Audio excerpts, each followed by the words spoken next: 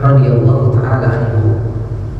Beliau mengatakan, qala sami'tu Rasulullah sallallahu alaihi wasallam, saya pernah mendengar Rasul sallallahu alaihi wasallam mengatakan, innar rajula la yansarifu min salatihi wa ma kutiba lahu illa usyuha. Ketika ada seseorang itu melaksanakan sholat, lalu kemudian dia beres sholat, maka ada orang yang beres sholat dapat pahala cuma 1/10-nya. Ada sebagian yang sholat cuma dapat 9%-nya, 7%-nya, 80%-nya gitu. Dan selanjutnya malah sampai ada orang yang sholat dapat cuma 1/4-nya, Pak. Gak dapat bagian besar. Malah ada orang yang sholat tidak dapat pahala sama sekali, yang dia dapatkan malah dosa. Sampai Allah mengatakan dalam Al-Quran, fawailun lil musallin, celaka bagi orang-orang yang sholat. Nabi pernah mengatakan, kita juga pernah menyampaikan perkataan Nabi, kelak pada hari kiamat ada orang yang telah sholat 40 tahun lamanya, tapi catatan amalnya oleh Allah kemudian dibikin, diremes-remes, dilemparkan ke wajahnya. Artinya apa? Sholatnya tidak diterima. Sholatnya tidak diterima. Jadi ada enggak setiap orang yang sholat walaupun sama-sama berjamaah, sama-sama di saf yang depan, bakal sama juga pahalanya? Belum tentu. Kemudian di hadits yang lain ada sebuah pernyataan dari Nabi SAW. Nabi mengatakan, awwalu ma yuhasibun nasa bihi yaumal qiyamati min a'malihim as-shalah. Ketahuilah bahwasanya amalan pertama yang bakal dihisab oleh Allah dari manusia adalah salat-salat mereka.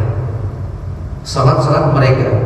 Yaqulu rabbuna lil malaikah, kemudian kata Nabi, Allah akan berfirman kepada para malaikat. Allah mengatakan, unduru fi salati abdi atammaha am naqasaha. Coba kau lihat dari pahala salat hambaku ini, apakah pahalanya sempurna ataukah pahalanya banyak yang kurang?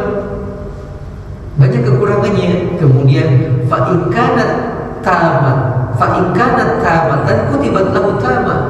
Kalau salatnya sempurna maka pahalanya pun akan diberikan dengan sempurna. Tapi kalau salatnya banyak kekurangan, banyak bolong-bolongnya, enggak sempurna pahalanya, Allah berkata kepada para malaikat, unduru hali abdi min tatawu'in. Coba lihat apakah hambaku ini punya pahala salat sunnah. Allah mengatakan, coba lihat apakah di hambaku ini ada pahala salat sunnah. Kalau dia punya, sempurnakan pahalanya kepada pahala yang wajib. Ini kata Nabi SAW mengungkapkan, menceritakan pernyataan Allah kelak pada hari kiamat bagi orang yang sering melaksanakan sholat sunnah. Ini yang kemudian kita jadikan sebagai judul kita, Pak, yang menyempurnakan sholat wajib. Apa? Ternyata sholat sunnah, Pak. Kenapa seseorang ketika beres sholat pahalanya berbeda-beda, padahal sholatnya bareng? Di antara yang menyebabkan adalah tingkat kekhusyuan. Tingkat kekhusyuan. Makanya para ulama pernah memberikan sebuah komentar, Pak. Kenapa ada anjuran sholat sunnah qabliyah dan ada sholat sunnah ba'diyah? Mereka mengatakan yang pertama di antara manfaat sholat sunnah qabliyah adalah untuk pemanasan. Kita lagi sibuk, lalu ada panggilan adzan, kalau kemudian langsung sholat, kata mereka, dikhawatirkan pikiran masih sibuk dengan dunia. Tapi ketika dibawa sholat sunnah qabliyah dulu, menjadi tenang dulu, pas sholat lebih tenang. Itu diantara hikmahnya. Adapun sholat sunnah ba'diyah, kata mereka, manfaatnya adalah tadi untuk menutup kekurangan pada sholat wajib.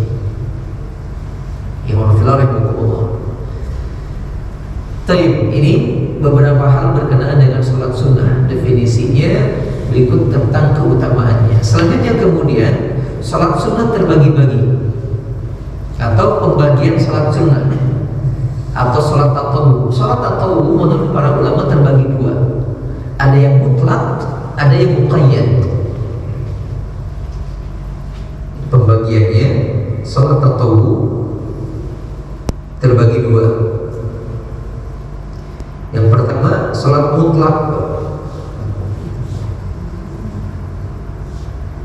Yang kedua, muqayyad. Muqayyad artinya terikat. Mutlak kita artikan biar mudah, tidak terikat gitu. Maksud terikat adalah dia terikat dengan sholat waktu, sholat wajib, atau terikat dengan sesuatu seperti keadaan, seperti malam gitu ya. Sedangkan mutlak dia tidak terikat dengan apapun, dia bisa dilaksanakan kapanpun dengan jumlah berapapun, baik ganjil ataupun genap. Jadi kalau punten, Allah boring nih gitu, boring nih udah pakai salat wae gitu, boleh masuk salat mutlak namanya gitu. Maksudnya salat mutlak. Ini pernyataan Imam An-Nawawi dalam sebuah kitab. Beliau mengatakan, Imam Rahimahullah, saya bacakan pernyataan beliau.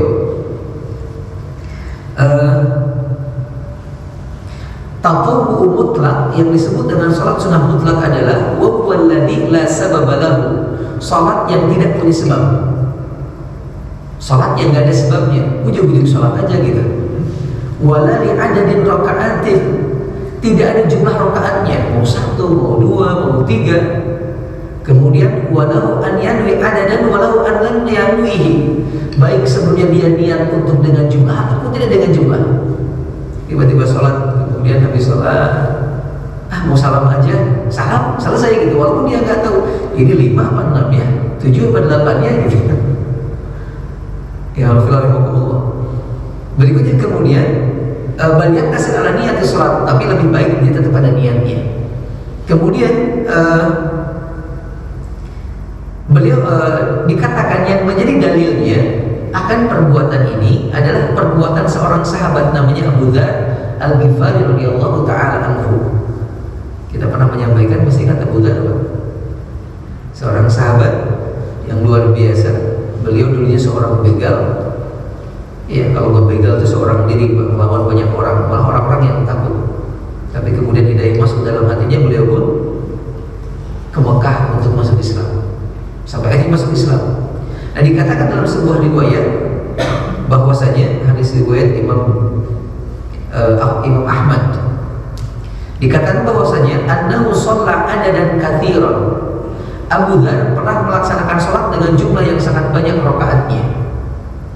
Falamma sallama qala lahu Ahmad bin Qais. Ketika beliau salam, salah seorang tabi'in namanya Ahmad bin Qais bertanya kepada Abu Dzar, hal tadri insarafta ala syaf'in aw ala witrin. Kalau saya boleh tahu, kata beliau, Anda sholat ini genap apa ganjil? Jumlahnya jumlah genap atau jumlah ganjil? Kemudian qala illa akun adri fa inna Allah yadri. Saya enggak tahu, tapi saya yakin Allah tahu. Beliau tadi mengatakan, saya enggak tahu tapi Allah tahu. Inni sami'tu Khalili Abul Qasim yaqul, yang aku lakukan karena aku pernah ingat dengan perkataan Nabi SAW menyebutkan, ma min abdin yasjudu lillahi sajdatan illa rafa'ahu Allahu biha darajah wa hatta anhu biha khati'ah. Tidaklah seorang hamba melaksanakan satu sujud kecuali dengan satu sujud itu Allah akan mengangkat derajatnya dan Allah akan menghapuskan kesalahan-kesalahannya. Ini yang jadi alasannya Imam Rahimahullah, sehingga muncul yang disebut dengan sholat sunnah mutlak. Di luar sholat tahajud, di luar sholat duha, di luar sholat witir dan lain sebagainya, mutlak namanya. Kapanpun bisa dilaksanakan dengan jumlah rakaat berapapun. Salamnya bagaimana? Tahiyatnya bagaimana? Kalau 1 rakaat jelas tahiyatnya di rakaat yang pertama. Kalau 2 rakaat, 4 rakaat, 6 rakaat, 8 rakaat bagaimana? Di sini ada khilaf di antara para ulama. Namun yang Anda pahami di beberapa khilaf yang ada, kalau memungkinkan berapapun jumlah rakaatnya, maka tahiyatnya hanya 2 kali.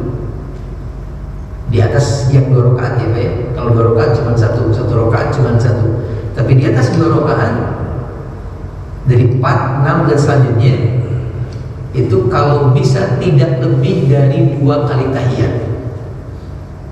Kapan dilakukan dua kali tahiyat ini? Pertama di tahiyat di rakaat terakhir yang kita mau salam, yang kedua di satu rakaat sebelum rakaat terakhir. Karena Rasul pernah melaksanakan sebuah sholat dengan jumlah 8 rakaat, ada yang mengatakan 9 rakaat, itu tahiyatnya di yang ke-9 sampai yang ke-8. Ada yang mengatakan tahiyat di tiap 2 rakaat, 2 rakaat tahiyat, 2 rakaat tahiyat terus begitu. Tapi ini pendapat yang tidak dilemahkan oleh sebagian para ulama gitu. Tapi intinya ini yang pertama. Ada yang disebut dengan sholat sunnah mutlak, yang kita malah mungkin tidak pernah mengerjakannya karena baru dengar mungkin istilah ini. Karena sebagian para ulama juga bukan ulama ini, ulama kontemporer hari ini gitu, para asatid, nggak tahu sebagian ada yang kurang menyarankan gitu. Kalau bisa mah dengan amal-amal yang lain saja lah, yang seperti baca Quran, karena sudah jelas ada dalilnya, ada keterangannya gitu. Tapi ini tiba-tiba kemudian sholat tanpa sebab, ya sebagian kayak kurangnya adil lah gitu bahasanya. Tapi istilahnya ada. Para ulama sebagian termasuk Imam Ahmad Nawawi mengatakan boleh gitu. Tapi sekali lagi, kalaupun mau melakukan hal ini jangan sampai mengabaikan yang wajib. Ini poinnya. Jangan sampai mengabaikan yang wajib. Dan jangan jadi alasan untuk tidak melakukan yang wajib. Kenapa enggak saya mau memilih sholat aja lah, sibuk sholat gitu, nggak bisa. Ini sholat sunnah mutlak, sholat sunnah sholat tatawwu mutlak. Yang kedua kemudian ada yang disebut dengan sholat sunnah muqayyad. Muqayyad itu artinya terikat. Muqayyad artinya terikat.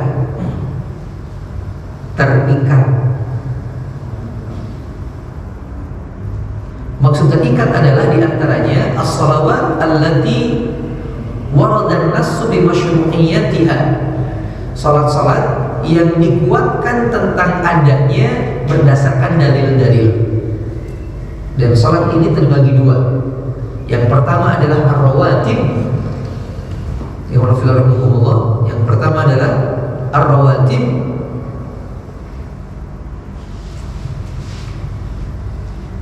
Muqayyad terbagi dua lagi. Yang pertama ar-rawatib.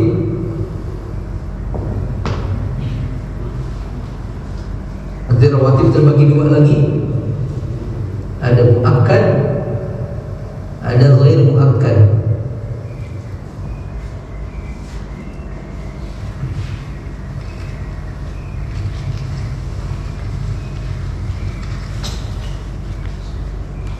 Rawatib sebagian mengartikannya dengan yang mengiringi sholat fardu. Sempit nggak Pak? Masih kesel. Rawatib diartikan dengan yang mengiringi sholat fardu. Muakkad artinya yang dikuatkan atau penguatan dalil-dalil yang menyebutkan tentang sholat tersebut lebih banyak dibandingkan yang ghair muakkad.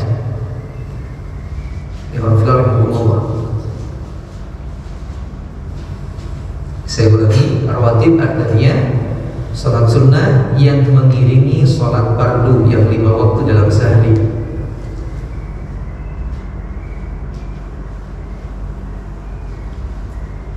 Rawatib ini kadang dilakukan sebelum sholat wajib, kadang dilakukan setelah sholat wajib. Yang sebelum sholat wajib disebut dengan qabliyah, yang setelah sholat wajib disebut dengan ba'diyah. Di antara manfaatnya tadi kita sampaikan di awal. Yang qabliyah untuk menenangkan diri dulu kita, membuat kita makin khusyuk di sholat wajib atau pemanasan disebutnya. Adapun yang ba'diyah sebagian mengatakan untuk menutup kekurangan pada sholat wajib.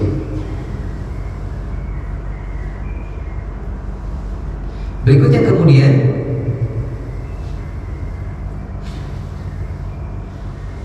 sholat sunat rawatib ini jenisnya cukup banyak, jumlahnya pun demikian. sampai para ulama berselisih pendapat tentang jumlahnya.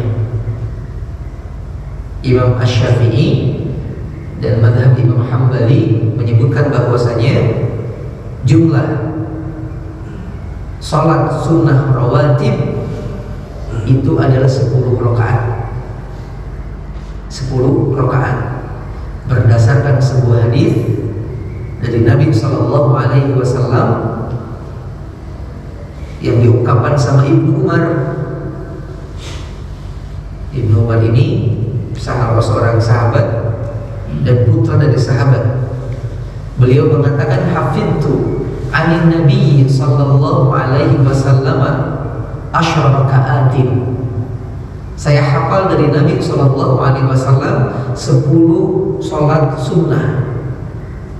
Lalu beliau mengatakan, rakataini qabla zuhri, 2 rakaat sebelum zuhur, wa rakataini ba'daha, 2 rakaat setelah zuhur, wa rakataini ba'dal maghrib, 2 rakaat setelah maghrib, wa rakataini ba'dal isya, 2 rakaat setelah isya, wa rakataini qabla sholatis subhi, dan 2 rakaat sebelum sholat subuh.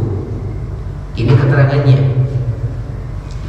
Tapi menurut pendapatnya Imam Hanafi mengatakan bahwasanya jumlah sholat sunnah rawatib 12 rakaat, bukan 10. Berdasarkan sebuah hadis dari salah seorang sahabat sekaligus istri Nabi, yaitu Aisyah radhiyallahu taala anha.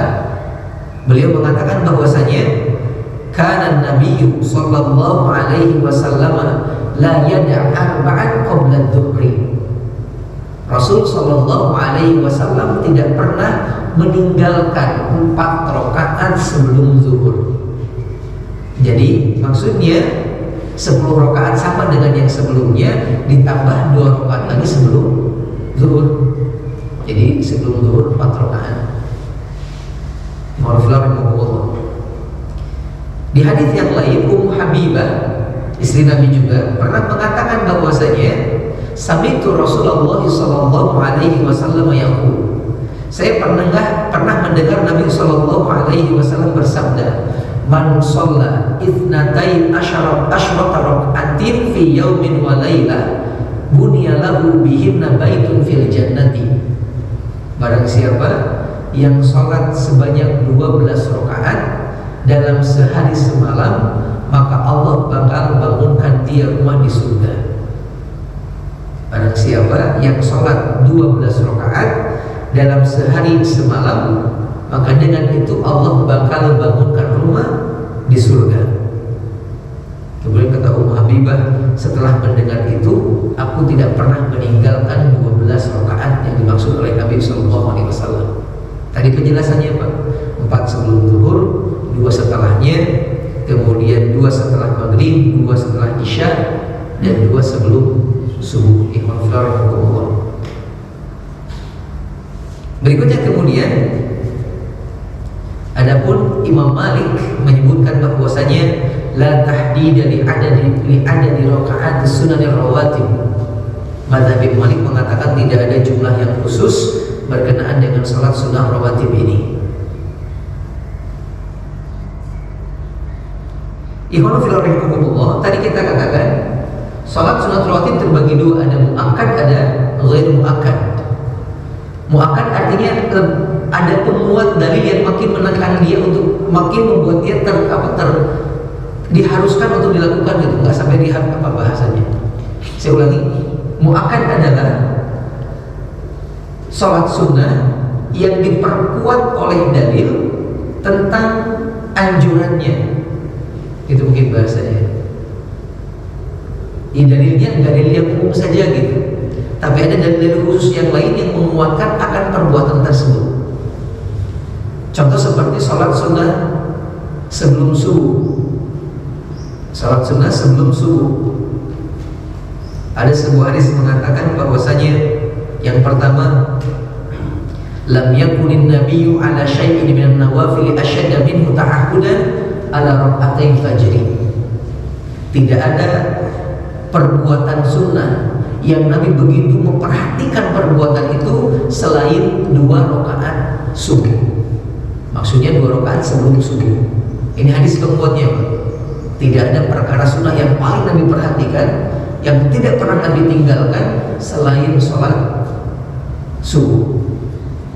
Kemudian juga dalam hadis yang lain ada ungkapan mengatakan, Nabi menyebutkan rakaat al-fajri khairun minad dunya wa ma fiha. 2 rakaat sebelum subuh itu lebih baik daripada dunia dan seisinya.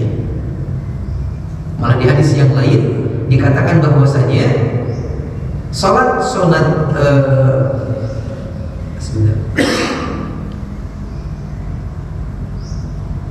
salat sunat sebelum subuh adalah salat sunat yang juga tidak pernah Nabi tinggalkan walaupun dalam keadaan safar. Ada pernyataan para ulama, 2 salat yang tidak pernah Nabi tinggalkan baik dalam keadaan safar ataupun dalam keadaan mukim. Yang pertama witir, yang kedua sholat sebelum subuh 2 rakaat. Nah, dari dalil ini menjadi penguat untuk dalil yang umum tadi. Kan tadi cuma umum 10 rakaat, 12 rakaat gitu. Nah, ini dikuatin lagi dengan sikap Nabi, perbuatan, maka disebut dengan muakkad. Disebut dengan muakkad, Imam Firdaus. Berikutnya kemudian Imam Firdaus, pelaksanaannya sama seperti sholat yang lain, tapi sangat dianjurkan untuk diringankan, Pak, tidak dilamakan. Malah dalam beberapa riwayat anjuran surat yang dibaca dalam sholat ini adalah yang rakaat pertama baca Al-Kafirun, rakaat kedua baca Al-Ikhlas setelah Al-Fatihah. Dulu ada salah seorang ulama pernah melihat seseorang yang sholat sebelum subuhnya pun lama begitu, lama gitu. Beliau mendekatinya, nanya, antum sholat sunnah tadi baca apa? Baca surat anu gitu. Beliau mengatakan, kenapa lama? Dia mengatakan, kenapa anda nanya kok lama? Bukankah makin lama makin bagus gitu? Beliau mengatakan, dalam hal ini mengikuti sunnah Nabi lebih utama, dan Nabi menganjurkan kita untuk melaksanakan sholat ini. Beliau mencontohkannya dengan baca Al-Kafirun di rakaat pertama dan Al-Ikhlas di rakaat yang kedua.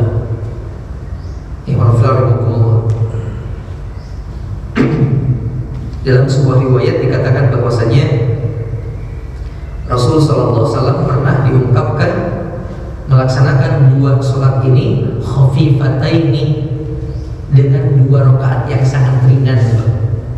Maksudnya gak lama di antara pemahamannya. Dalam ungkapan yang lain, kana nabiyyu yusalli raka'ataini khafifataini bainan nidati wal iqamati min salati subhi. Keadaan Nabi itu terbiasa sholat 2 rakaat yang ringan, maksudnya yang enggak lama gitu, ketika antara adzan dan qomat sebelum sholat subuh. Dan ungkapan yang lain dikatakan yukhaffifu ar-rak'ataini allataini qabla sholati subhi. Kata Aisyah, Rasul pernah sholat sebelum subuh itu sangat ringan sekali, cepat sekali. Sampai saya nanya, hal qara'a bi ummil kitab, ini Nabi baca Fatihah enggak ya? Saking cepatnya Imam Firdaus. Oleh karena itu kemudian tadi kita sampaikan, sunnahnya adalah tidak lama pelaksanaan sholat sunnah 2 rakaat ini. Berikutnya kemudian ada sunnah yang juga kata para ulama disunahkan kalau kita beres melaksanakan sholat sunnah ini adalah al-ittijah, baringan, berbaring. Jadi habis sholat sunat 2 rakaat sebelum subuh sampai menjelang iqamah didirikan, itu dianjurkan baringan dulu, Pak. Tapi tentunya kata para ulama, baringan ini dianjurkan kalau pelaksanaan sholat sunnahnya di rumah. Di rumah, bukan di masjid. Karena kalau di masjid repot semua. Di rumah.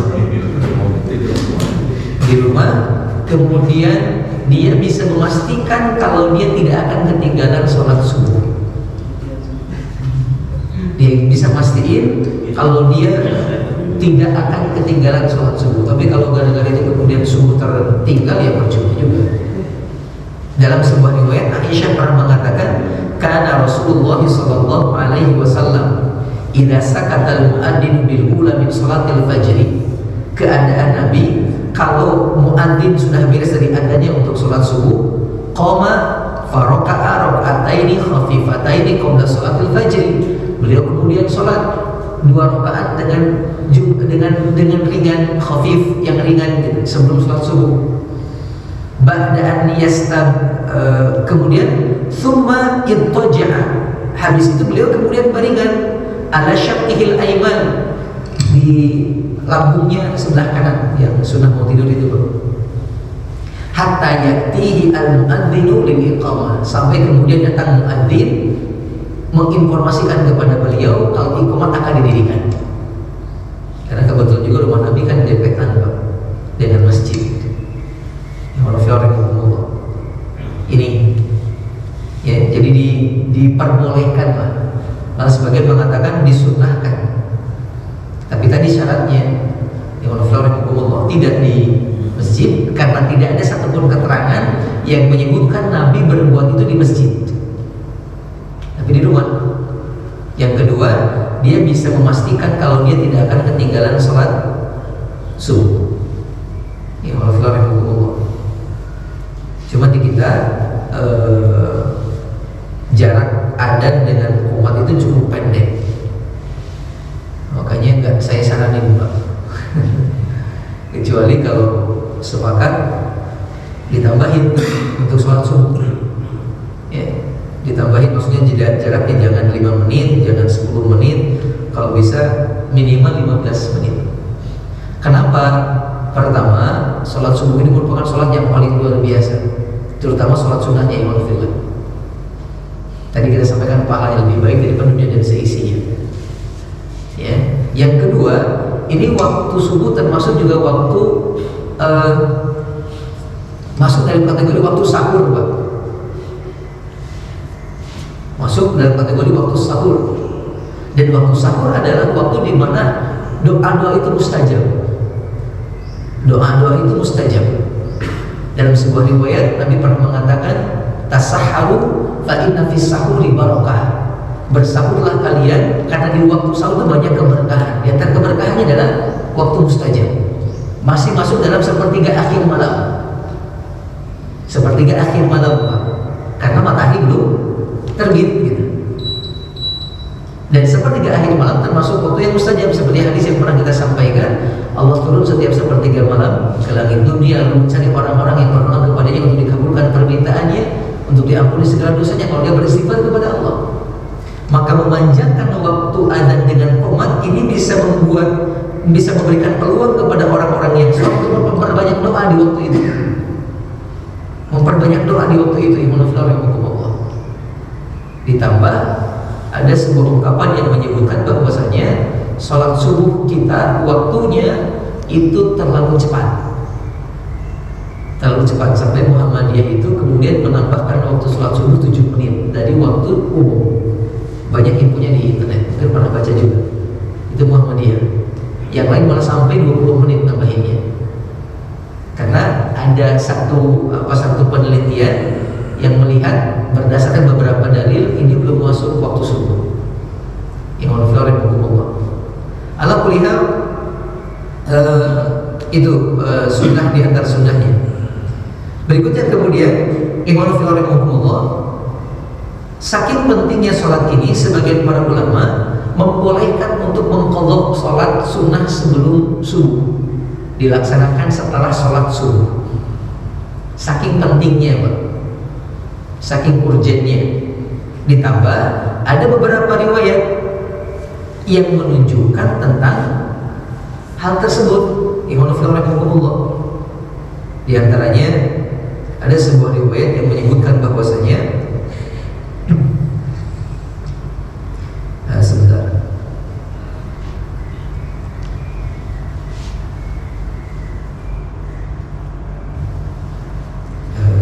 Sebentar. Ya. Dari Qais bin Amr, beliau mengatakan ra'a Rasulullah sallallahu alaihi wasallam rajulan yusalli ba'da salati subhi rak'ataini Rasul pernah melihat seorang laki-laki sholat 2 rakaat setelah sholat subuh. Faqala Rasulullah sallallahu alaihi wasallam, kemudian Rasul bertanya kepada beliau, mengatakan kepada orang ini, sholatus subhi raka'atan. Kamu tahu nggak sholat subuh itu cuma 2 rakaat? Kemudian faqala rajul, laki-laki ini menjawab mengatakan, inni lam akun shallaitu raka'ataini allataini qablahuma. Rasul, aku tadi sholat karena sebelum subuh aku belum sholat 2 rakaat. Belum sholat 2 rakaat. Kemudian fasallaituhuma, maka aku sholat tadi habis sholat subuh. Kemudian fasakata Rasulullah sallallahu alaihi wasallam. Mendengar jawaban tersebut, Rasul pun kemudian terdiam. Rasul terdiam. Diamnya Nabi, kata para ulama, dalam hal ini adalah tanda persetujuan atas perbuatan sahabat mengqadha salat qabliyah. Namun kata para ulama, hal ini hanya berlaku bagi orang yang sudah terbiasa lalu tiba-tiba ada uzur. Maksudnya jangan jadi sebuah kebiasaan. Tiap sholat setelah lagi akhirnya udah terbiasa jadi ba'diyah ujung-ujungnya. Bukan begitu dipahaminya gitu. Hanya ketika ada uzur. Karena dalam beberapa riwayat pernah juga sebuah kejadian bersama dengan Nabi SAW. Para sahabat Nabi itu dalam sebuah kejadian itu tidur dengan Nabi karena capek banget Pak, itu sampai matahari terbit. Malah terbangunkan karena terbitnya matahari. Lalu kemudian setelah itu mereka bangun. Lalu kemudian selanjutnya sebelum sholat subuh mereka melaksanakan sholat sebelum subuh dulu. Kan waktunya sudah lewat Pak, tapi tetap dilakukan gitu. Sehingga sebagian mengatakan ini pun masuk dalam kategori qadha atau mengganti. Ya Allah. Ini pernyataan sebagian para ulama, kalau sholat sunnah sebelum fajar bisa diqadha. Nanti memang ada perbedaan di antara pendapat para ulama tentang kapan sebaiknya dilakukan, apakah langsung setelah subuh ataukah nunggu dulu matahari terbit. Sebagian mengatakan tidak boleh kalau langsung setelah subuh karena itu waktu yang terlarang untuk melaksanakan sholat, sehingga nunggu dulu sampai terbit matahari, setelah beberapa menit kemudian sholat. Tapi kalau kita melihat hadis yang tadi yang dihasankan oleh para ulama, kalau sahabat ini sholatnya beres sholat subuh langsung. Ala kulli hal, kita kembali ke alasannya tadi. Ini hanya bagi orang yang sudah terbiasa kemudian ada uzur, maka diperbolehkan untuk mengqadhanya. Tapi bagi yang yang malas-malasan, termasuk kita di antaranya, lalu kemudian dijadikan sebuah argumen gitu, ini perlu dikaji ulangi. Ini berkenaan dengan sholat 2 rakaat sebelum subuh.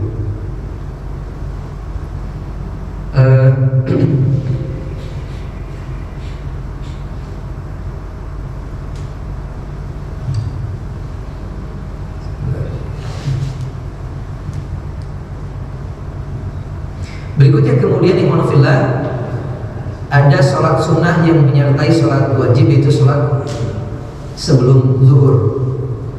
Ya, sebelum zuhur.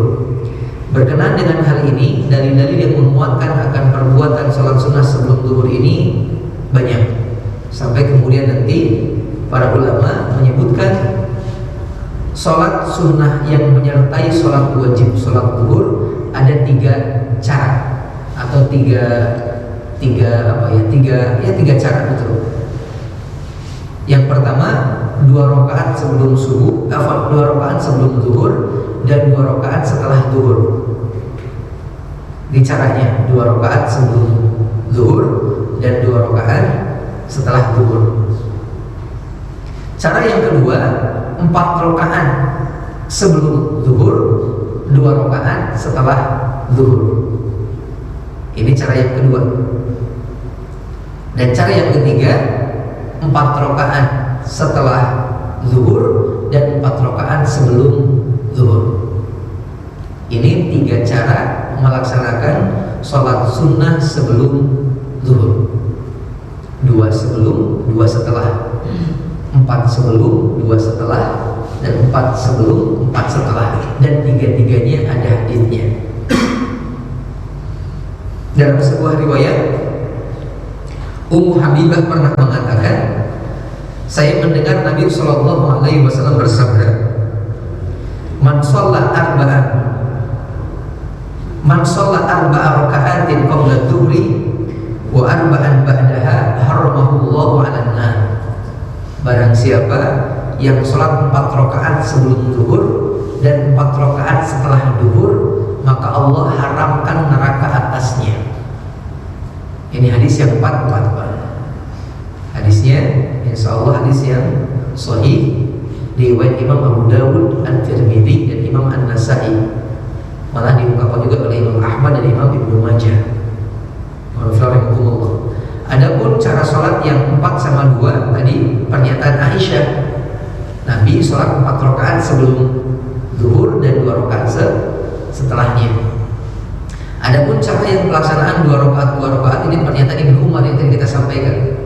Saya hafal dari Nabi 10 rakaat, 2 sebelum zuhur, 2 setelah zuhur, 2 setelah maghrib, 2 setelah isya, dan 2 sebelum subuh. Ini untuk salat sunnah zuhur. Berikutnya kemudian untuk salat asar, ya, untuk salat asar tidak ada salat sunnah rawatib, yang ada tidak ada salat sunnah muakkad, yang ada ghair muakkad. Tidak ada yang sampai penguatan dalil yang banyak gitu, tapi ada yang penguatan dalil menggunakan dalil yang umum. Contohnya Nabi pernah mengatakan begini, baina kulli adanaini salatun. Setiap di antara 2 adzan ada salat. Adzan pertama maksudnya adzan, adzan kedua maksudnya iqamah gitu. Antara adzan dengan qomat ada salat. Tapi ini umum, bisa dipraktekkan di subuh, di duhur, di asar, di maghrib, di isya gitu. Sehingga tidak masuk muakkad. Dia maksudnya di sini gue muakkad. Dalam hadis yang lain ada sebuah ungkapan mengatakan, rahimallahu imra'an shalla qabla al-asri arba'an. Semoga Allah memberikan rahmat kepada seseorang yang sholat sebelum asar 4 rakaat. Tapi kata Imam Al-Albani hadisnya dhaif. Karena dhaif maka nggak bisa jadi dalil penguat tentang adanya sholat sebelum asar, kecuali yang tadi yang umum.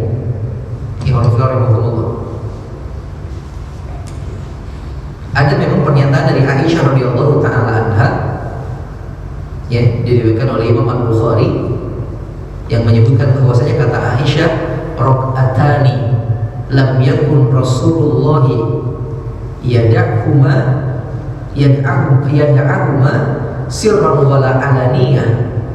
Ada 2 rakaat yang tidak, ada 2 sholat yang tidak pernah Nabi tinggalkan, baik dalam keadaan sembunyi-sembunyi ataupun terang-terangan.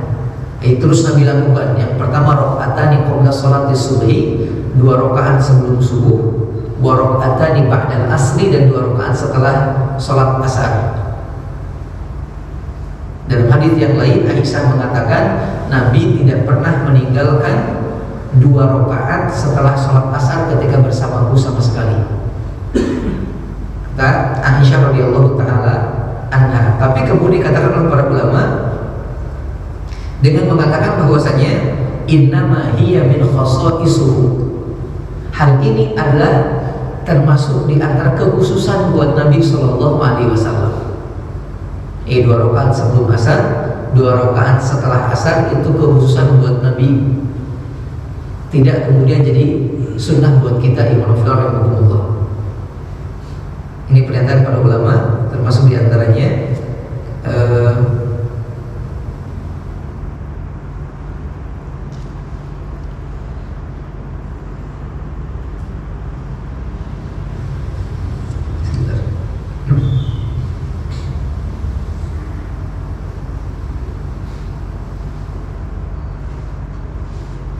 ya, seperti pernyataannya dalam kitab Fathul Bari. Dalam kitab Fathul Bari dikatakan bahwasanya ketika menjelaskan hadis Aisyah tadi diungkapkan wa hadhihi al-muwadhabatu minan nabiy sallallahu alaihi wasallam ala salati ba'da al-asri innama hiya min khasaisuhu. Ketahuilah bahwasanya kebiasaan Nabi untuk salat setelah asar di hadis Aisyah ini adalah kekhususan buat Nabi sallallahu alaihi wasallam. Jadi untuk sebelumnya bisa kita lakukan dengan dalil yang umum, tapi untuk setelahnya tidak dianjurkan karena memang ada keterangan lain yang menyebutkan tidak ada sholat setelah sholat asar. Ini yang berkenaan dengan asar. Kemudian dengan maghrib, untuk sholat sebelum maghrib. Untuk sholat sebelum maghrib, apakah ada? Jawabannya dianjurkan. Sholat 2 rakaat sebelum maghrib. Dari mana dalilnya? Berdasarkan sebuah hadis Nabi pernah mengatakan sallu qabla al-maghrib, sallu qabla al-maghrib, thumma qala fi tsalitsati liman syaa. Nabi mengatakan salatlah kalian sebelum maghrib 2 rakaat, salatlah kalian sebelum maghrib 2 rakaat. Tapi Nabi mengatakan selanjutnya bagi orang yang ingin. Salat tapi bagi yang ingin. Kalimat bagi yang ingin ini seolah-olah menurunkan bahasa Jawa, yang seolah-olah jadi penting, nggak penting gitu. Ditekan, enggak, bagian mau aja gitu. Maka tidak masuk muakkad, tapi gue muakkad. 2 rakaat sebelum maghrib. Ya Allah, berikutnya kemudian ya Allah,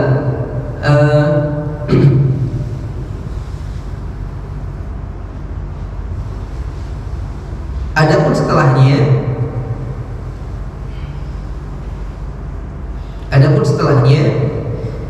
yang 2 rakaat setelah isya, setelah maghrib ini dikuatkan banyak keterangan. Di antaranya Ummu Habibah pernah mengatakan, begitu pula Ibnu Umar juga pernah mengatakan, kana Nabi sallallahu alaihi wasallam la yusalli ar-rak'ataini ba'da al-maghrib wa rak'ataini ba'da al-jum'ah illa fi baitihi.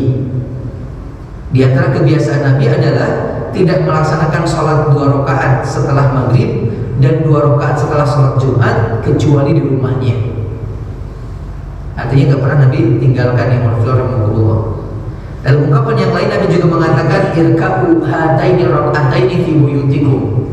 Sholatlah oleh kalian 2 rakaat ini di rumah-rumah kalian. Maksudnya sholat setelah sholat maghrib. Jadi anjurannya kata para ulama untuk sholat sunnah maghrib dilakukan di rumah, Pak. Dilakukan di rumah. Yang dibaca sama seperti sholat sebelum subuh. Rakaat pertama Al-Kafirun, rakaat yang kedua Al-Ikhlas. Karena ada seorang sahabat Ibnu Mas'ud radhiyallahu ta'ala pernah mendengar Nabi ketika sholat sunat setelah sholat maghrib membaca 2 surat tersebut. Berikutnya kemudian sebelum isya. Sebelum isya juga kasusnya sama dengan sebelum maghrib. Adapun setelahnya ini banyak keterangan-keterangan yang menguatkan, sehingga kemudian kalau disimpulkan, melihat beberapa keterangan yang ada, maka untuk sholat subuh hanya ada 2 rakaat saja dilakukan sebelum sholat subuh. Untuk muakkadiyah, untuk ghair muakkadiyah tidak ada. Untuk sholat zuhur, untuk sholat zuhur 4 rakaat, minimalnya 2 rakaat sebelum zuhur, 2 rakaat setelah zuhur, atau bisa maksimalnya 8 rakaat, 4 sebelum zuhur dan 4 setelah zuhur.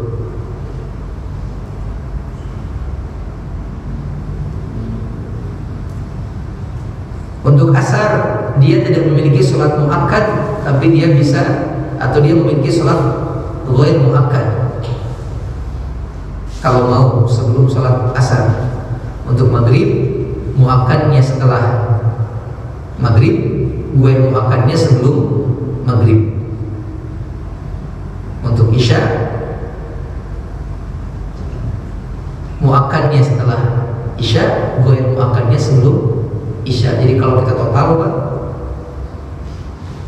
muakadnya dari sholat yang 5 waktu ada 10 rakaat, ghair muakadnya ada 8 rakaat.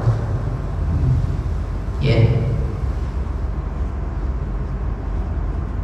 Karena di subuh tidak ada ghair muakad. Di subuh tidak ada ghair muakad. Tapi di duhur, asar, maghrib, isya ada ghair muakad.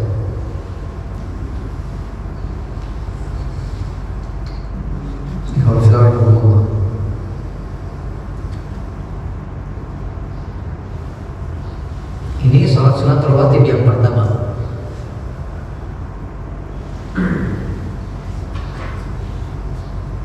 Sholat sunat rawatib yang kedua adalah sholat witir. Sholat sunat rawatib yang kedua adalah sholat witir.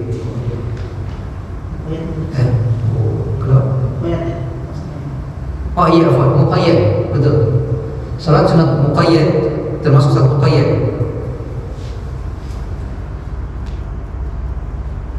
Maaf. Sebentar.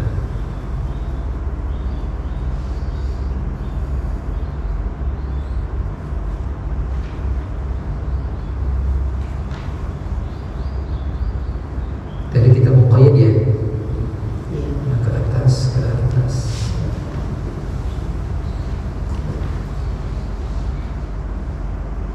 Ya.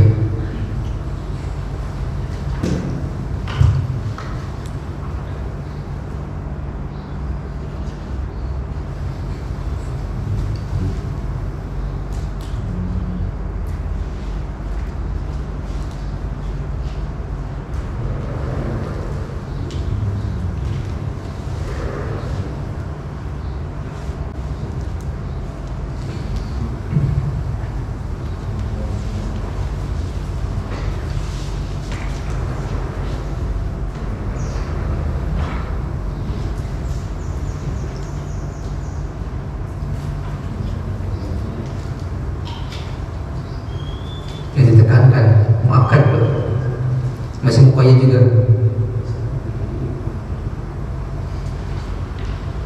Terikat dengan keadaan. Kalau ini witir terikat dengan waktu, karena tidak boleh melaksanakan witir di siang hari.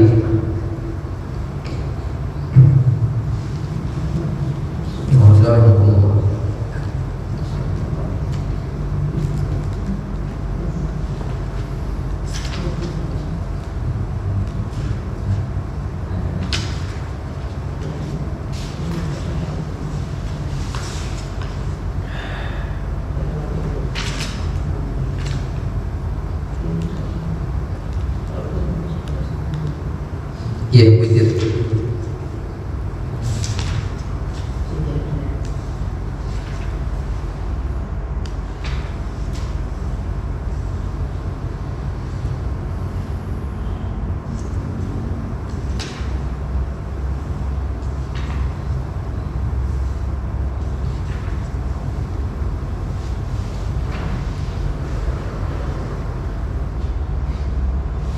Baik. Apa itu witir? Secara bahasa witir artinya ganjil. Witir secara bahasa artinya ganjil. Adapun secara istilah witir diartikan salat yang dilakukan antara waktu isya sampai terbit fajar. Salat yang dilakukan di waktu setelah salat isya sampai terbit fajar. Kenapa disebut dengan sholat witir yang artinya ganjil? Karena memang jumlahnya tidak genap. 1, 3, 5 dan selanjutnya.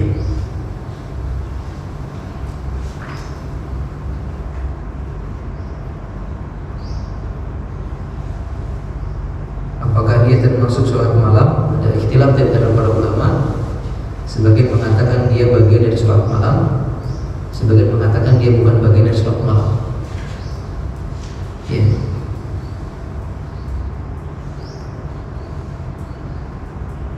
Apa hukumnya? Para ulama juga berbeda pendapat.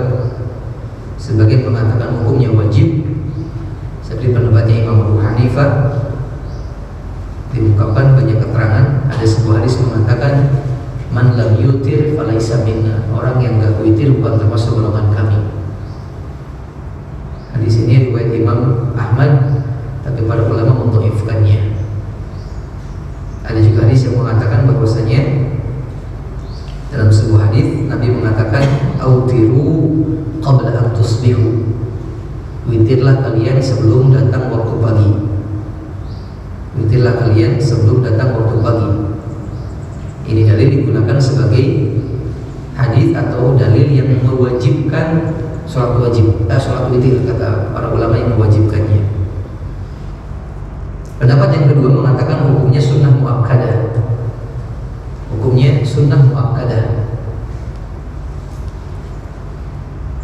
Sunnah muakkadah atau sholat sunnah yang dikuatkan dengan banyak dalil gitu.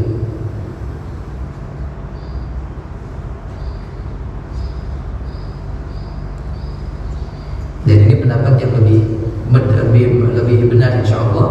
Kalau hukum sholat witir tidak wajib tetapi sunnah muakkadah. Dan ini tadi kita sampaikan di awal, yang sahabat nanya sholat apa yang diwajibkan, lalu kata Nabi 5 rakaat 5 kali dalam sehari. Ada lagi yang nyalain enggak kecuali kalau mau yang sunnah. Artinya selain sholat yang 5 waktu tidak wajib.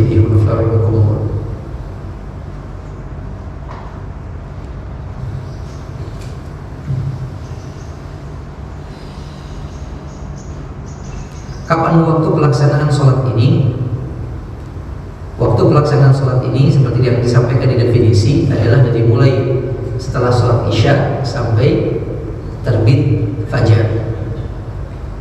Sampai terbit fajar.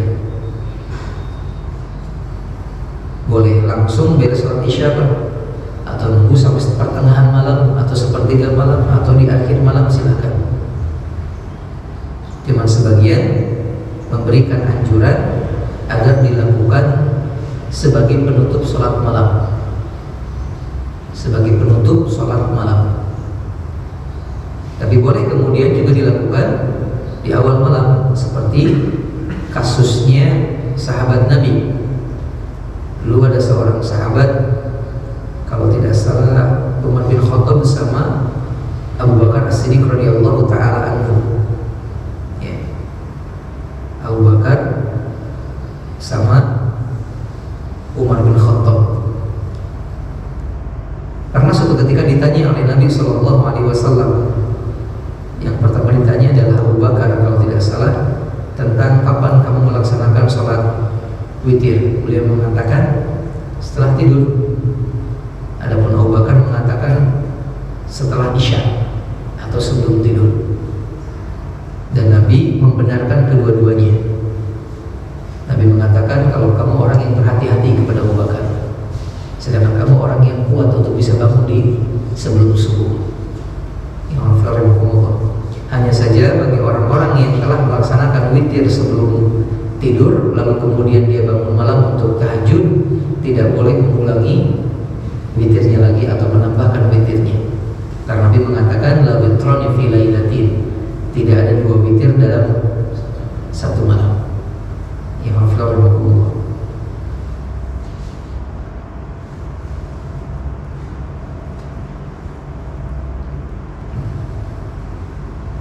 Berapa jumlah rakaat witir? Boleh witir dengan 1 rakaat, boleh dengan 3 rakaat, boleh dengan 5 rakaat, boleh dengan 7 rakaat, dan juga boleh dengan 9 rakaat. Dan keterangannya ada semua. Dalam sebuah hadis Nabi pernah menyebutkan, Ibnu Umar, al-witru rak'atun min akhiril laili. Witir itu cukup 1 rakaat di akhir malam. Dalam hadis yang lain, Aisyah mengatakan Rasul sholat malam dengan jumlah 11 rakaat. Dan beliau menjadikan 1 rakaat sebagai witirnya, kata Aisyah.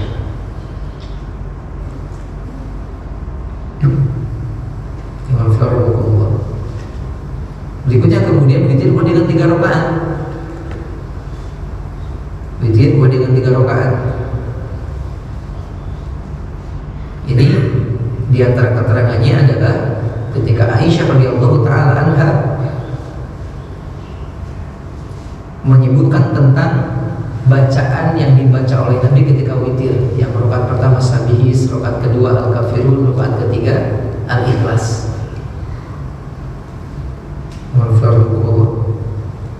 Hanya saja untuk yang 3 rakaat ini tasyahudnya cukup 1 kali saja. Karena Nabi pernah menyebutkan bahwasanya tidak boleh sholat witir seperti sholat maghrib.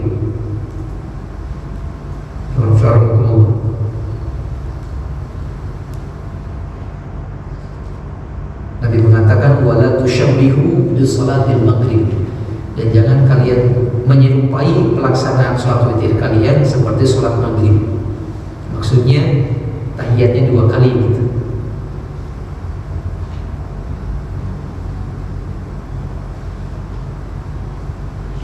Ada juga sholat witir dengan 5 rakaat. Dalilnya dari Aisyah radhiyallahu taala.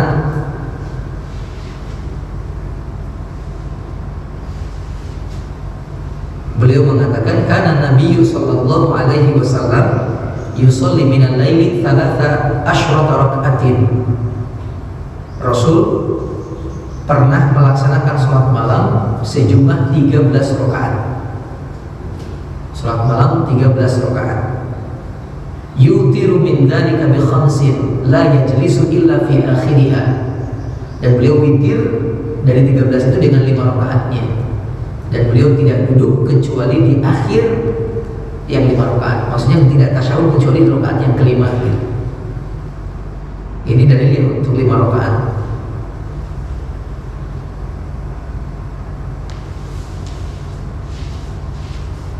Yang 7 rakaat juga sama, ada keterangannya. Sampai yang 9 rakaat pun ada keterangannya.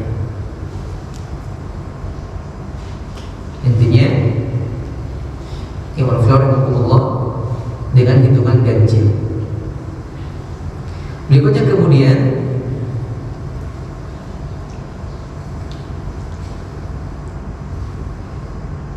apakah diharuskan sebelum witir itu kita sholat sunnah yang genap dulu, atau sholat 2 rakaat dulu baru kemudian sholat ganjil gitu? Maka jawabannya tidak. Ya, jawabannya tidak. Apakah diperbolehkan kemudian melaksanakan sholat sunnah lagi setelah sholat witir? Jawabannya boleh. Ya, jawabannya boleh.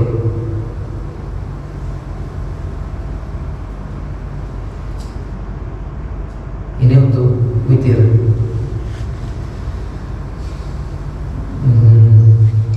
Ya.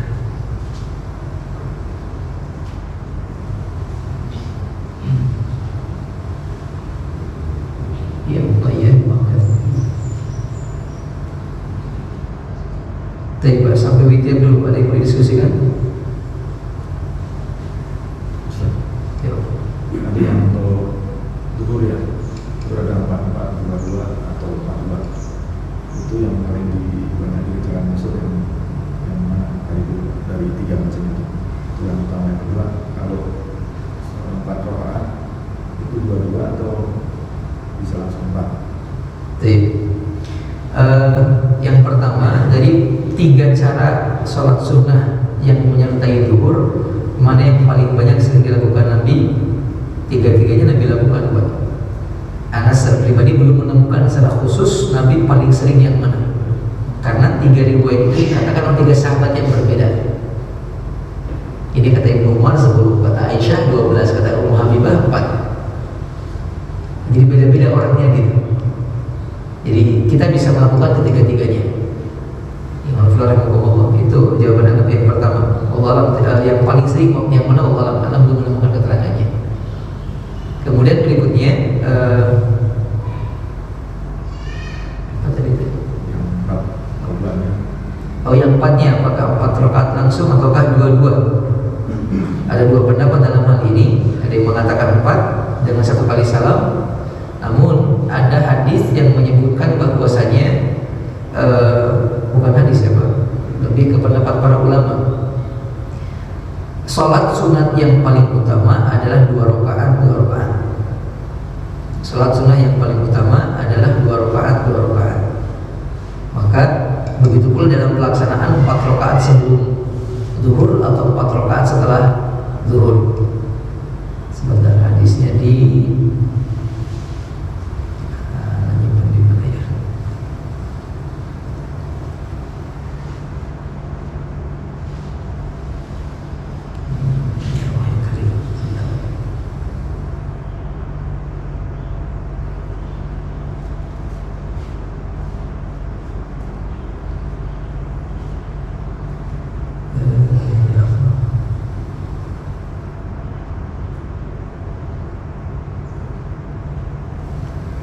Saya lupa nyebutnya di mana. Sambil nyari.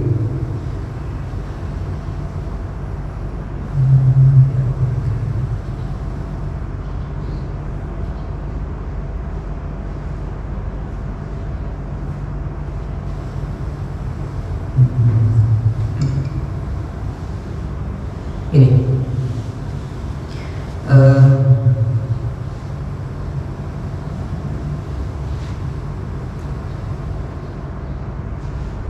Pendapatnya Imam Malik, Imam Asy-Syafi'i dan Imam Ahmad. Ada hadis yang mengatakan bahwasanya salatul laili wan nahar mathna mathna. Salat malam ataupun salat di siang hari itu 2 rakaat 2 rakaat. Namun hadis ini dhaif. Hadis ini dhaif.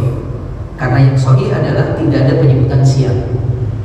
Ada hadis yang sahih adalah salatul laili mathna mathna. Salat malam itu 2 rakaat 2 rakaat. Fa idza khasyita as-subha, kalau Anda khawatir akan segera datang salat subuh, fa autir bi wahidah, maka lakukan witir 1 rakaat. Kemudian dikatakan berikutnya, wa hadzal ladzi dzakartu min jawazi jam'i raka'atin katsiratin min nawafil mutlaqah bi taslimatin. Wa anna al-afdal fi salatil laili wan nahar. Dalam kitab Shahih Fiqh Sunnah dikatakan, karangan karyanya Imam Malik, beliau mengatakan, dan yang paling utama pada sholat sunnah di malam hari wan nahar ataupun sholat sunnah di siang hari, an yusallima min kulli raka'ataini, hendaklah seseorang itu bersalam pada setiap 2 rakaat. Wa huwa madhab Malik wa Syafi'i, dan ini pendapatnya Imam Malik, pendapatnya Imam Asy-Syafi'i, wa Ahmad, dan juga pendapatnya Imam Ahmad, wa Dawud wa Ibnu Munzir, pendapatnya Imam Abu Dawud, juga Ibnu Munzir. Kemudian begitu juga ini pendapatnya Imam Hasan Al-Basri dan Sa'id bin Jubair. Sa'id bin Jubair, Imam Fiqh rahimahullah.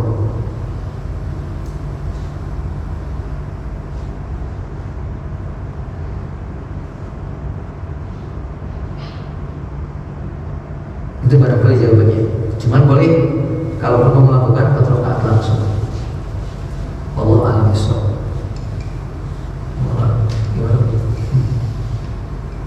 Ustaz, suatu waktu saya pernah ikut sholat Jumat di daerah Karawang ya.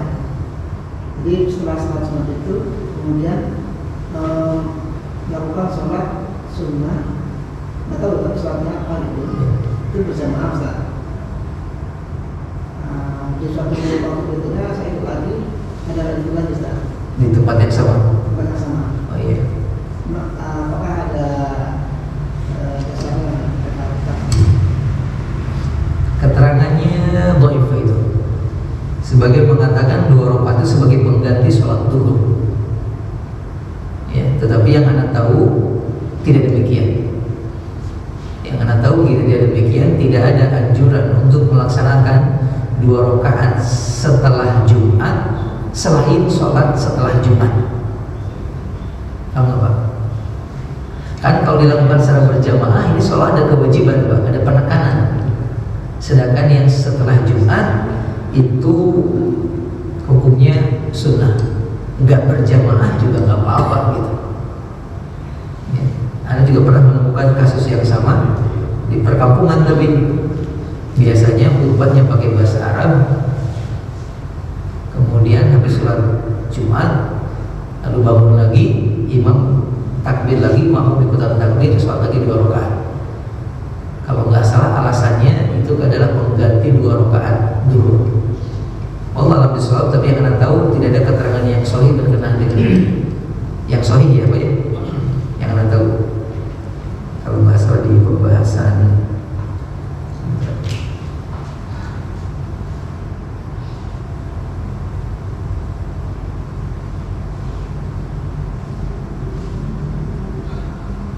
di sini.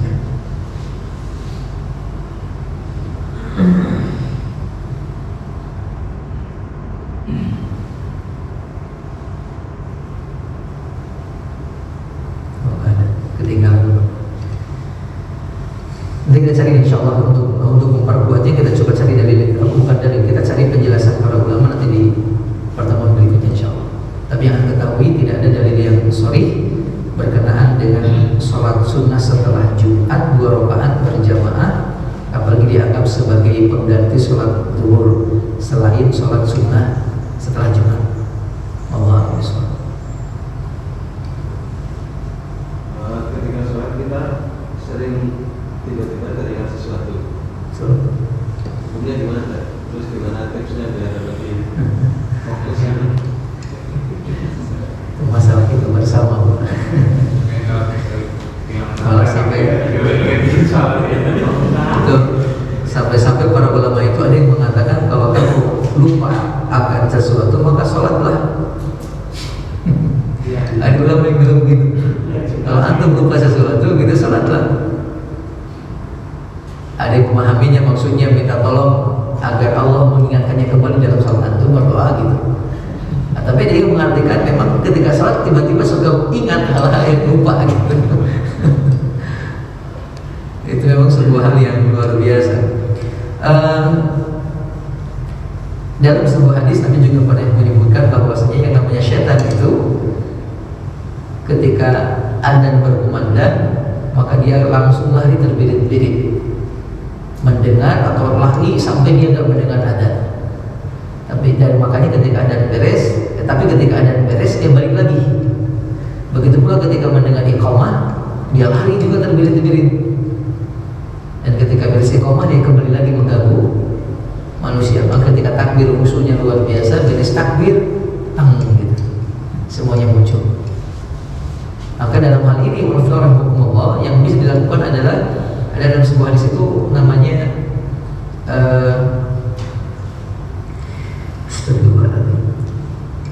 kayak ngeludah ke sebelah kiri tapi nggak pakai ludah.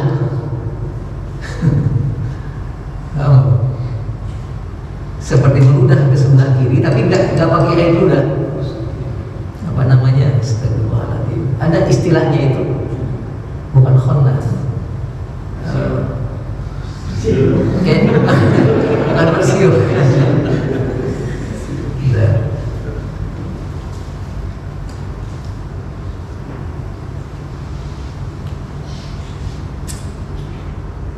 Kayak gitu, kayak jampe-jampe,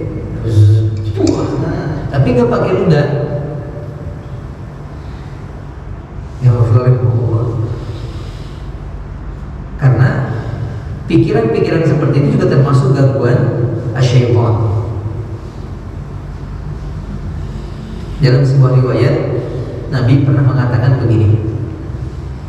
Ini ketika ada datang namanya Utsman bin Ali ke Nabi mengatakan, ya Rasulullah, inna syaitan qad hala baini wa baini salati wa qiraati yalbisuha alayya. Rasul, setan nih, kenapa dia ganggu aku dengan salatku? Kadang bacaan jadi terbalik-balik gitu. Kemudian Nabi mengatakan kepada beliau, dan syaitan yuqalu lahu khanzab. Memang itulah setan, dan setan yang bikin kamu begitu namanya setan khanzab. Ada namanya Pak, khusus setan yang gangguin orang salat, khanzab. Lalu kata Nabi SAW, fa idza ahsasta fata'awwadz billahi minhu. Kalau tiba-tiba itu muncul, maka berlindunglah Anda kepada Allah. Menyebutkan a'udzubillahi minasyaitonir rajim. Kemudian watfil ala yasarika salatan. Dan bertafalullah. Tadi tafalul itu adalah kayak meniup ke arah kiri 3 kali. Ya Allah. Qala fa fa'altu dzalika fa adhabahu Allahu anni. Aku pun melakukan saran Nabi tersebut dan alhamdulillah Allah menghilangkannya dari diriku. Gangguan itu gak muncul lagi. Cuma yang dikhawatirkan yang sebelah kita yang tidak paham. Ini dikhawatirkan. Kalau sama-sama paham selesai masalah. Iya, selesai masalah. Tapi kalau orang yang gak paham, dianggapnya kita melakukan hal-hal yang ya, hadisnya ini dan sahih insyaallah, hadis dari Muslim yang walaupun. Kemudian berikutnya malah ada hadis Pak riwayat Imam Al-Baihaqi, Imam At-Tabrani disahihkan oleh Imam Al-Albani. Nabi mengatakan ya'ti syaitanu ahadakum fayadhkuru inda tijanihi. Setan itu akan datang mendatangi kalian lalu meniup-niup pada dubur kalian, meniup-niup pada dubur kalian, hatta yasma'a sautan fala yansarifu hatta yasma'a sautan aw yajida rihan, biar muncul was-was di antara kalian. Makanya kata Nabi, kalau kalian tidak mendengar suara kentut ketika sedang sholat, tidak juga mencium baunya kentut ketika sedang sholat, lanjutkan sholatnya, jangan batalin sholat. Batal gak ya? Kayak kentut. Padahal itu bisa jadi kata Nabi adalah gangguan iblis atau gangguan setan. Imam Al-Albani.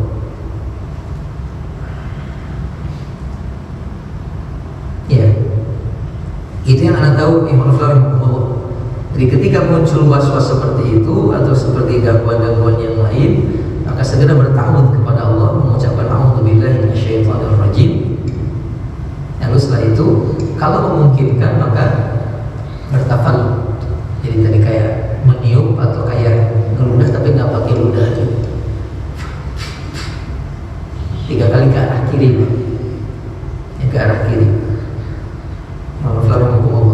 Yang berikutnya kemudian biasanya tadi, ya Allah, kita bisa melakukan tips dari para ulama dengan melaksanakan qobliyah dulu sebelumnya. Qobliyah dulu sebelumnya. Mudah-mudahan pas qobliyah semuanya pada ingat, pas wajib lebih khusyuk gitu. Ya Allah, tapi harapannya di sunnah juga jangan sampai ada yang ingat gitu. Sama seperti di wajibnya terutama. Yang berikutnya kemudian biasanya yaitu tadi kita sholat dalam keadaan lagi banyak problem lah gitu. Maka coba tenangkan dulu dengan air wudu, tenangkan dulu dengan baca Quran gitu. Dan pelaksananya jangan tergesa-gesa. Ya Allah. Ini barangkali jadi intinya itu memang termasuk di antara gangguan setan untuk merusak sholat kita, mengurangi pahala sholat kita. Tapi jangan pernah merasa gentar atau merasa takut dan khawatir. Teruskan sholatnya, lanjutkan sholatnya. Ketika itu muncul, segera berlindung kepada Allah, boleh mengucapkan a'udzubillahi minasyaitonir rajim, tapi tidak dengan suara yang lantang, apalagi ketika sedang berjamaah. Ya. Lalu tadi kemudian meniup ke arah kiri 3 kali, meniup ke arah kiri 3 kali. Wallahu a'lam bishawab. Cukup, Mas Eda, silakan. Kalau kita lagi di ini Masjidil Haram atau di Nabawi kan itu sholat itu berlipat dari di sini biasanya. Betul. Ya, kalau kita kan kalau di sana itu kalau lagi umrah atau lagi haji itu kan kerjanya sholat sama ngaji, ngaji pos. Ini misalkan ngantuk atau gimana gitu. Terus kan sholat mutlak itu sebanyak-banyaknya diperbolehkan atau terus Pak, kaitan itu sama yang berlaku untuk sholat mutlak itu. Iya, betul Pak, berlaku. Ya. Salat di Masjid Nabawi pahalanya kalau tidak salah 1000 lebih baik dari 1000 kali salat di masjid selainnya. Dan salat di Masjidil Haram lebih baik dari 100.000 salat di masjid lainnya. 100.000 kali. Terkadang seseorang memang kayak itu lagi ibadah baca Quran ngantuk, kayaknya mending sholat deh gitu. Apakah boleh kemudian melaksanakan sholat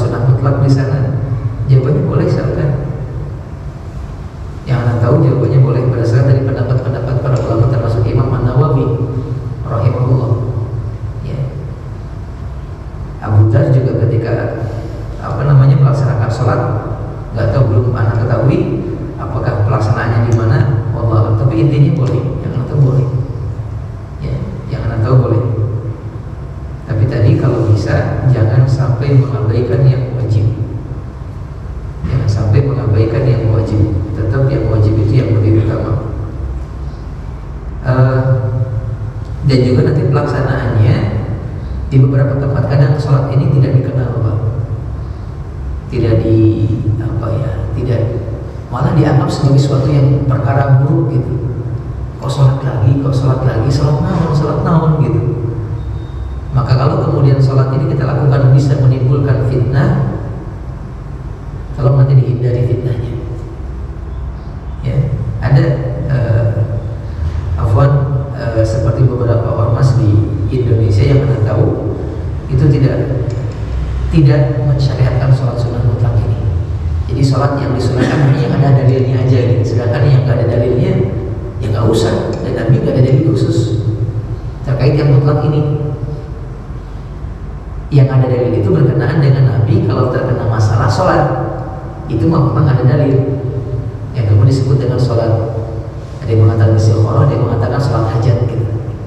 Idza hazaba wa amran sholat. Tapi tidak pernah ada juga tiba-tiba Nabi sholat tanpa ada alasan. Nabi sholat tanpa ada alasan gitu.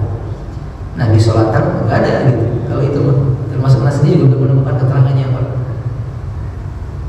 Tidak menemukan keterangannya. Allah a'lam bishawab. Tapi secara hukum menurut pendapat para ulama diperbolehkan. Ya. Allah a'lam.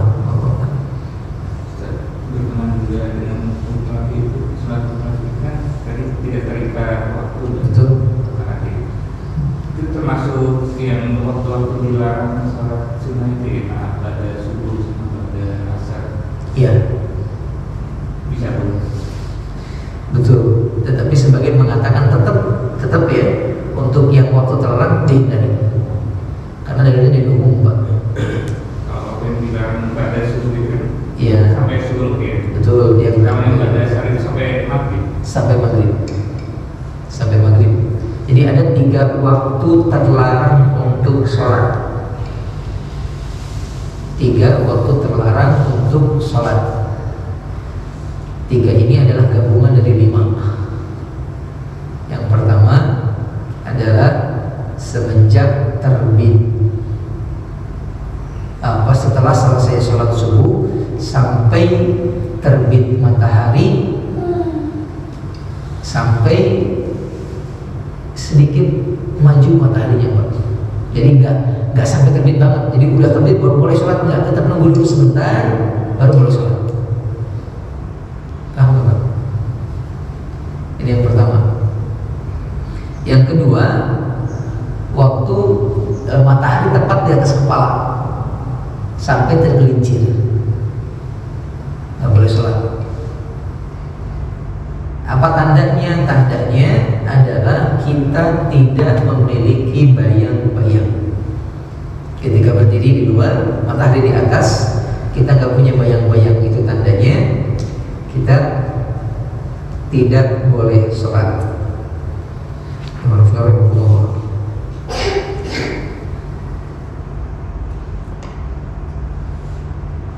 Berikutnya kemudian yang ketiga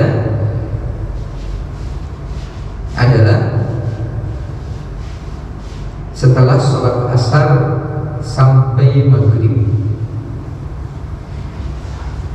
Setelah sholat asar sampai maghrib.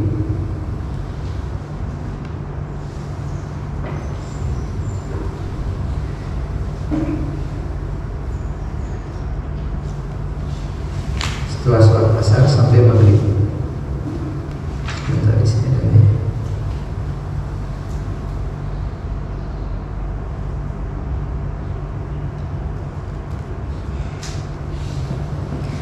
Tapi sebagian mengatakan larangan ini tidak berlaku untuk sholat yang terkait dengan keadaan.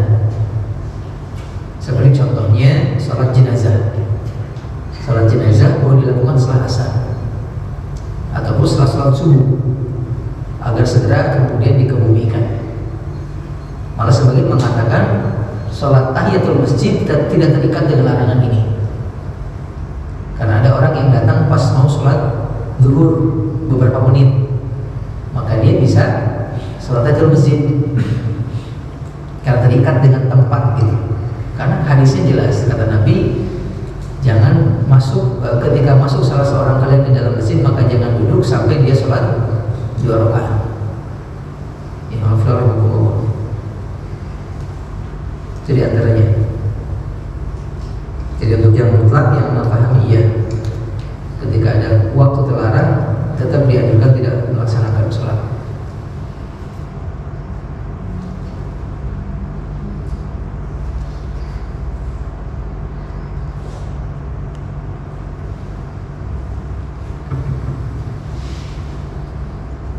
Cukup, ada lagi yang didiskusikan barangkali yang minggu yang lalu terkait masalah perceraian, Pak. Jawabannya pas anak baca kembali sama dengan yang anak sampaikan pada pertemuan sebelumnya. Itu jauh. Pertama yang ditanyakan apakah jatuh dalam perceraian, jawabannya iya. Jadi ketika ada kesepakatan antara suami dengan istri untuk bercerai, berpisah, ya udah jatuh cerai. Tapi nanti disebut dengan masa iddah. Masa iddah adalah masa menunggu. Seorang istri diharuskan, disunahkan ketika setelah cerai dari suaminya untuk tidak meninggalkan rumah suaminya sampai sekitar 3 kali haid. Tetap di rumah itu. Dan suami masih wajib ngasih nafkah. Suami masih wajib ngasih nafkah. Tujuannya adalah agar kemudian mereka nyatu kembali, rujuk kembali. Itu harapannya. Itu harapannya. Dan ketika mereka rujuk dalam kondisi iddah ini tidak perlu ada akad yang baru. Terjadi hubungan badan tiba-tiba gitu, kemudian dua-duanya punya hasrat, maka mereka dianggap sudah nikah untuk yang kedua. Tapi kalau sudah selesai masa iddah, beres 3 kali haid, mereka tidak nyatu, maka kalau ingin nikah kembali harus dengan akad yang baru, dengan mahar yang baru, ke wali lagi datang gitu. Tapi secara hukum konsekuensinya sama. Maksudnya walaupun dengan nikah yang baru tetap dianggap sebagai nikah yang kedua. Karena dalam Islam hanya diperbolehkan 3 kali cerai. Nikah, cerai, nikah, cerai, nikah, cerai, dan segitu. Kalau mau nikah lagi dengan perempuan yang sama, maksudnya ya, dengan perempuan yang sama, si perempuan ini harus nikah dulu dengan laki-laki lain. Ya.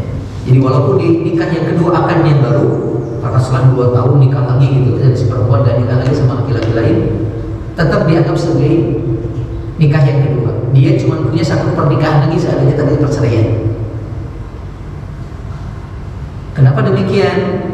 Allah alam apa hikmahnya, apa alasannya. Cuma mungkin bisa jadi karena di masa iddah suami masih ngasih nafkah ke dia, masih kewajiban dia untuk urusan segala macam. Tapi ketika selesai masa iddah, sudah tanggung jawabnya pindah lagi ke ayahnya, ke walinya, maka harus ngambil lagi dari wali. Tapi ketika di bawahnya masih di bawah dia gitu.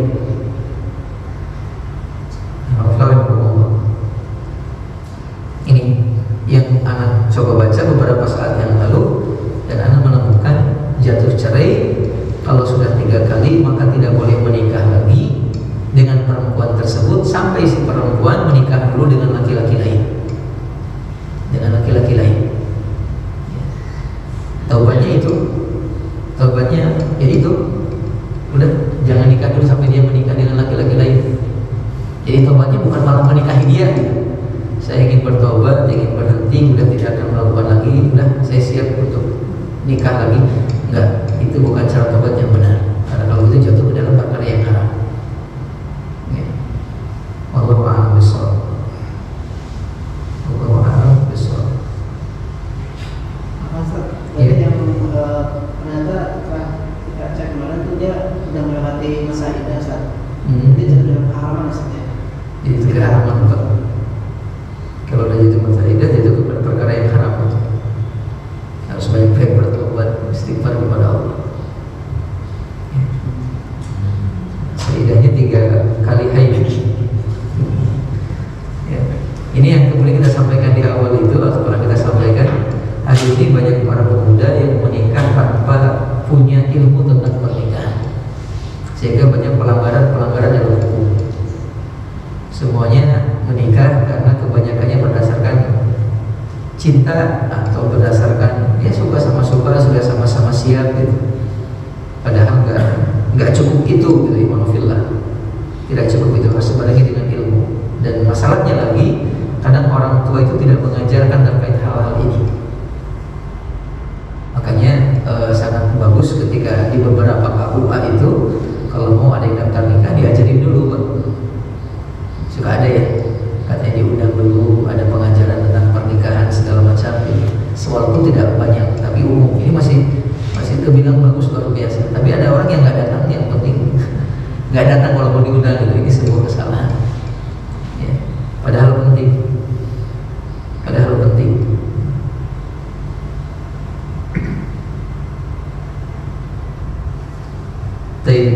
Allah bisa itu barangkali Pak.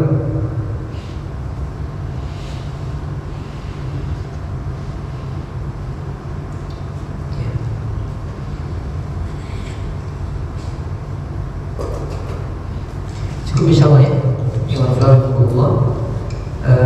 Ini barangkali bisa saya sampaikan di kesempatan pagi ini. Kurang lebihnya mohon maaf. Semoga Allah Subhanahu wa taala senantiasa memberikan kepada kita semangat untuk terus menghidupkan keimanan dengan amal-amal salih, semangat untuk terus membentengi keimanan dengan ilmu, dan semangat untuk terus membersihkan keimanan dengan taubat dan istighfar.